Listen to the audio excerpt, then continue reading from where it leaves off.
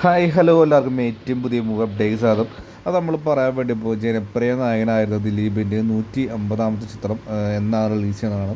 ഇപ്പോൾ കുറേ ദിവസങ്ങളായ ചിത്രത്തിൻ്റെ പാക്കപ്പ് ഒക്കെയാണ്. ദിലീപ് വീണ്ടും പഴയൊരു ഗെറ്റപ്പിലേക്ക് തിരിച്ചു വരുന്നൊക്കെ പറയുന്നുണ്ട്.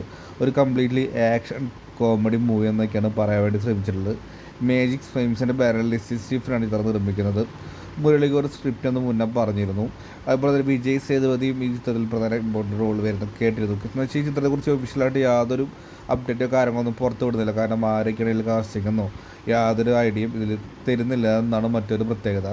മറ്റൊരു കാര്യം നോക്കിയാൽ മമത, അതുപോലെ തന്നെ നൈല, ഉഷ തുടങ്ങിയവരും ഇതിൽ പ്രധാനമായിട്ട് ഇമ്പോർട്ടൻ്റ് റോളിൽ വരുന്നതൊക്കെ കേട്ടിരുന്നു. അതിന് ഇതിൻ്റെ മ്യൂസിക് ആണെന്നൊക്കെ കേൾക്കുന്നു. ലൈക പ്രൊഡക്ഷൻസാണ് ഇതിൻ്റെ വിതരണ ആവശ്യം ഏറ്റെടുത്തുള്ളതൊക്കെ കേൾക്കുന്നുണ്ട്. പക്ഷേ അങ്ങനെ ലൈക്ക് മാറ്റി പകരം മാജിക് ഫിലിംസ് ആണെന്നും നമുക്ക് കൺഫേം ആണ്.